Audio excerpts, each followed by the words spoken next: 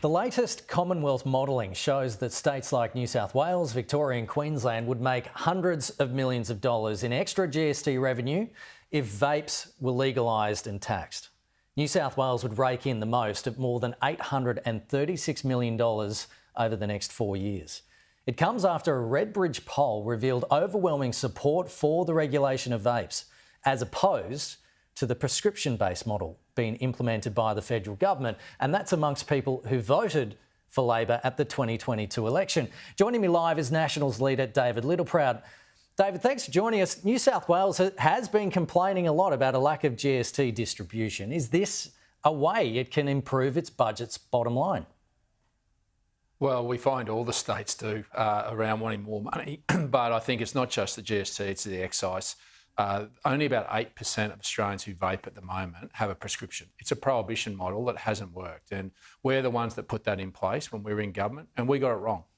Greg Hunt put this in place, and I actually supported it.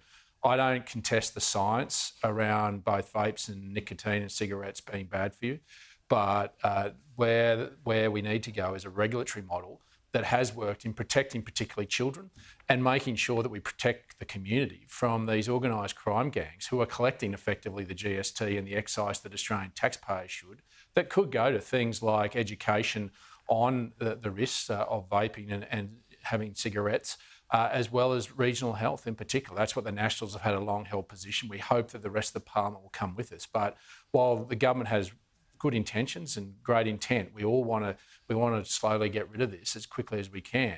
But the reality is that prohibition hasn't worked, and we need to look at what has worked. And when we did regulate cigarettes through point of sale to 18 years plus, through licensed premises, then what happened is, as well as controlling the ingredients and the packaging, we saw an 80% reduction in juvenile use of cigarettes.